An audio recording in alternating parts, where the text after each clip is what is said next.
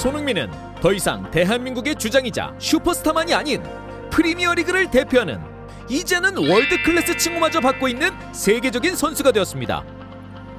말씀 중에 죄송합니다. 절대 월드클래스입니다.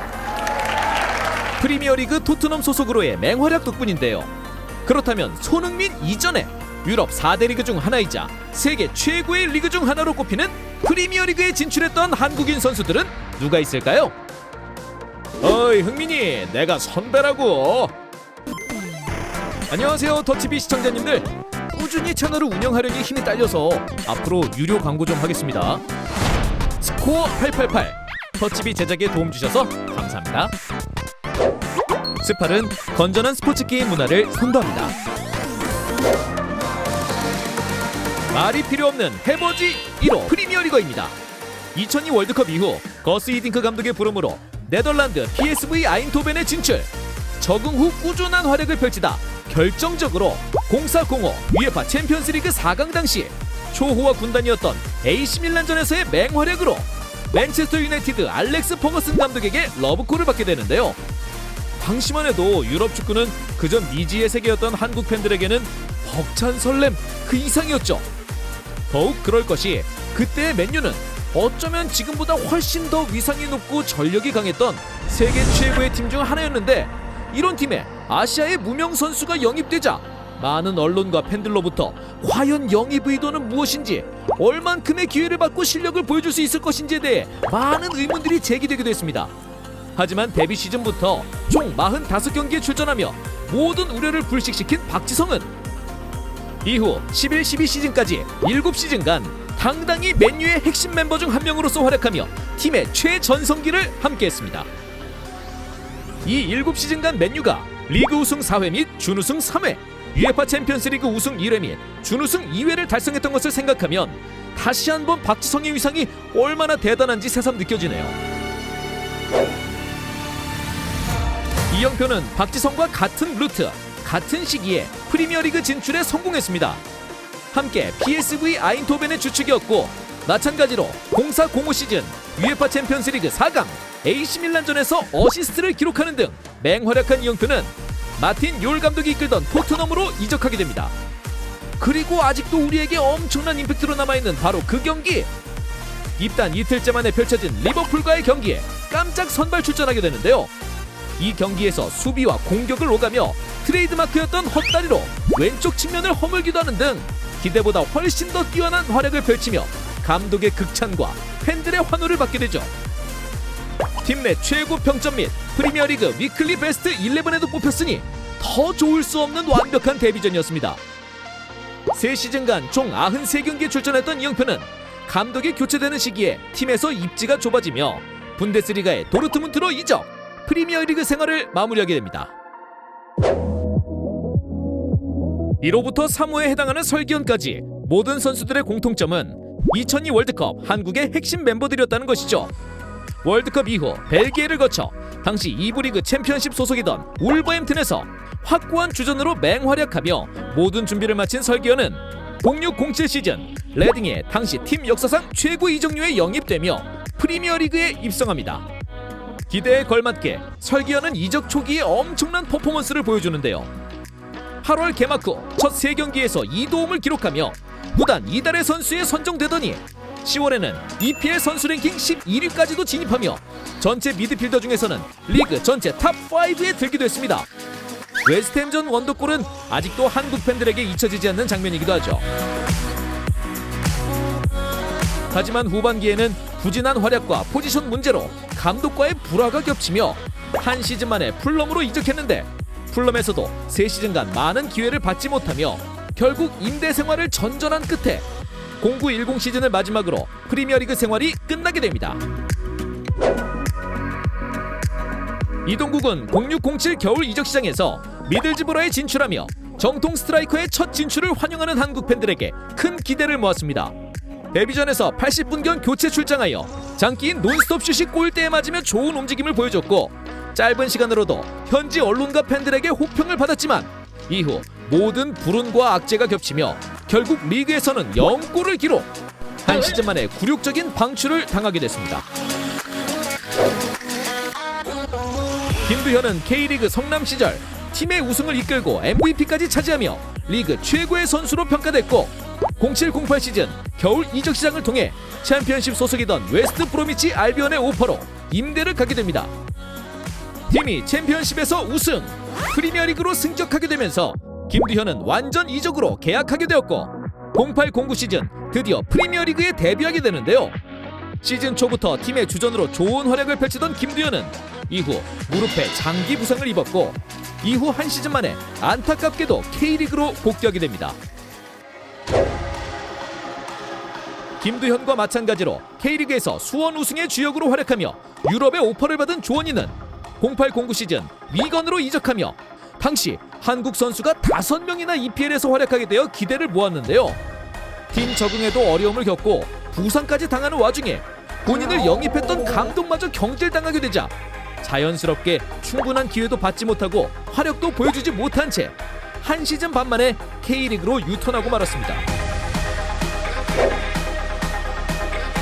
기성용과 함께 쌍용으로 불리며 FC 서울에서 맹활약, 최고의 유망주로 한국 축구의 센세이션을 일으켰던 이청용은 09-10 시즌을 앞두고 무려 44억이라는 거액의 이적료를 팀에게 안기며 프리미어리그 볼튼으로 직행합니다. 기존 한국 선수들과는 다른 스타일로 영리하고 아기자기한 스타일이 장점이었던 이청용이 선 굵은 축구를 선보이던 볼튼에서 어떻게 적응할지에 대한 우려도 있었는데요. 데뷔 시즌부터 그야말로 팀을 하드 캐리하며 맹활약! 40경기에서 5골 8도움을 기록했고 시즌 종료 후 팀 올해의 선수 및 선수단이 뽑은 올해의 선수 등에 선정되며 완벽한 첫 시즌을 보냈습니다. 두 번째 시즌도 팀의 확고한 주전으로 맹활약한 이청용은 세 번째 시즌이었던 11 시즌을 앞둔 프리시즌 경기에서 아직도 선수 커리어 최악의 날이자 커리어를 통째로 바꿔버린 것만 같은 최악의 부상을 당하게 됩니다. 살인 태클로 인해 정강이 뼈가 부러졌고 1년의 재활 끝에 돌아왔지만 팀의 강등을 막지 못했죠. 결국 14-15 시즌 겨울 이적 시장을 통해 크리스탈 팰리스로 이적하며 부활을 꿈꾸는데요. 볼튼에서의 데뷔 시즌만큼 활약이나 성장을 보여주지는 못하며 4시즌간 105경기 출장 후 K리그 울산으로 이적, 국내에 복귀하게 되었습니다. 역대 한국인 프리미어리거 중 가장 안타까운 선수임에 틀림없겠네요.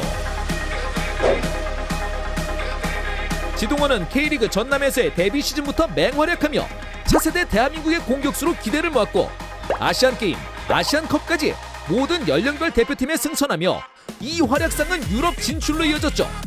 최소 3개 팀 이상의 경합 끝에 결국 11-12 시즌부터 썬더랜드에 입단한 지동원은 시즌 초반부터 적지 않은 기회가 주어졌는데 안타깝게도 시즌 중반 감독인 스티브 브루스의 경질로 설 자리를 잃게 됩니다. 두 번째 시즌에는 겨울 이적 시장을 통해 분데스리가 아우크스부르크로 임대됐고 세 번째 시즌에는 다시 겨울 이적 시장을 통해 완전 이적하게 되며 많은 아쉬움을 남긴 채 프리미어리그 생활이 막을 내립니다. 재밌는 점은 데뷔 시즌 기록한 2골이 각각 첼시, 맨체스터 시티를 상대로 한 골이었다는 것인데요. 맨체스터 시티전 추가 시간 선제 결승골을 넣고 남성 팬에게 진한 키스를 당하는 장면의 임팩트는 정말 엄청났습니다. 축구 천재라는 수식어에 걸맞게 당시 실력과 재능이야 두말할 필요 없는 대한민국 최고였고 프랑스 AS 모나코에서도 팀을 혼자 이끌다시피 하며 맹활약한 뒤 맞이한 11-12 시즌 이적 시장. 리그 강호 릴 이적이 유력했지만 마지막 날 마감 종료를 앞두고 극적인 뜬금포로 아스날행을 발표하죠. 하지만 이 선택은 두고두고 본인과 기대했던 한국의 축구 팬들에게도 최악의 선택이 되어버렸습니다. 한창 전성기를 맞이할 시기에 충분한 기회를 받지 못했고 제한적으로나마 받았던 기회마저도 살리지 못하며 마케팅용 선수이자 수준 미달의 선수로 불리는 등 온갖 불명예스러운 이미지로 낙인 찍히고 말았죠. 결국 한 시즌 만에 셀타비고로 이적하며 박지성 이후 최초의 B클럽 입단으로 한국 축구 팬들을 설레게 했던 프리미어리그 생활이 허무하게 끝나버렸습니다. 유소년 시절 호주 유학을 통해 영어를 습득했고 3년간 스코틀랜드 셀틱에서 뛰며 유럽 생활에 적응까지 마쳤던 기성용은 2012 런던 올림픽에서 한국의 핵심 멤버로 동메달마저 견인했습니다. 당연하게도 많은 유럽팀의 관심을 받게 됐고 결국 EPL을 선택하게 됐죠. 12-13 시즌 스완지 시티에 입단해 시즌 38경기를 소화하며 팀의 핵심이 되나 싶었지만 다음 시즌에는 라우드럽 감독과의 불화로 1년간 썬더랜드에서 임대 생활을 하게 되는데요. 썬더랜드에서는 35경기에 출전해 4골 2도움을 기록하는 등 또 한 번 중추 역할을 수행하며 맹활약했고 팀은 리그컵 준우승과 리그 잔류에 성공하며 성공적인 시즌을 보냈습니다. 3년차인 14-15 시즌 스완지에서 라우드럽 감독이 경질되고 새로 임명된 게리 몽크 감독이 기성용의 복귀 및 잔류를 강력하게 원했고 다시 스완지로 복귀하게 되는데요. 개막전 맨체스터 유나이티드와의 경기에서 42년 만에 홈패배를 안겨주는 선제골은 아직도 팬들의 뇌리에 선명하게 남아있는 장면입니다. 이후 17-18 시즌까지 4년간 활약을 이어간 뒤 뉴캐슬로 이적하여 18-19 시즌부터 활약, 19-20 시즌 겨울 이적 시장 스페인으로 떠날 때까지 약 8년간 EPL을 누빈 기성용. 리그에서만 통산 187경기에 출장하며 아시아에서 손흥민에 이은 2위 기록을 가지고 있습니다. 포지션의 특성상 빛이 나지는 않지만 역대 한국에서는 볼 수 없었던 피지컬과 기술을 동시에 갖춘 유럽형 선수였고 현재도 그의 대체자는 찾을 수 없을 만큼 대단한 선수임에 틀림없겠네요. 전남에서 데뷔하여 모든 연령별 대표를 거쳐 2012 런던 올림픽에서도 맹활약한 윤석영은 12-13 시즌 겨울 이적 시장을 통해 퀸스파크 레인저스로 EPL 진출에 성공합니다. 하지만 그에게 뛸 기회는 오지 않았고 팀은 강등되기까지 했죠. 2부 챔피언십에서도 시즌 초 전력 외 취급을 당했지만 시즌 후반 제한적인 기회를 잘 살려내며 입지를 넓혀갔고 팀은 승격에 성공합니다. 팀의 승격 후에는 좋은 모습을 보여주며 주전급 활약을 펼쳤는데요. 한 시즌 만에 팀이 다시 한번 강등되었고 유럽에서의 선수 생활은 계속해서 이어나갔지만 EPL 생활은 너무 허무하게도 그렇게 끝이 나고 말았죠. J리그에서의 꾸준한 활약과 런던 올림픽에서의 좋은 모습으로 12-13 시즌 2부인 챔피언십 카디프 시티에 입단한 김보경은 많은 경기를 소화하며 팀의 승격에 일조했고 그렇게 12호 프리미어리거가 탄생하게 됐죠. 13-14 시즌 좋은 모습을 기대했지만 맨유전 데뷔골을 제외하고 공격 포인트는 없었고 팀도 한 시즌 만에 강등되며 짧았던 EPL 생활은 마무리하게 됩니다. 자, 지금까지 많다면 많았던 역대 한국인 프리미어리거들을 소개해봤는데요.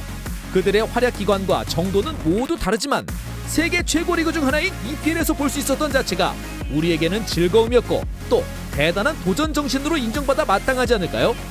앞으로도 많은 한국 선수들이 유럽 무대를 누빈 모습을 기대하며 이만 마무리하겠습니다. 지금까지 터치비였습니다.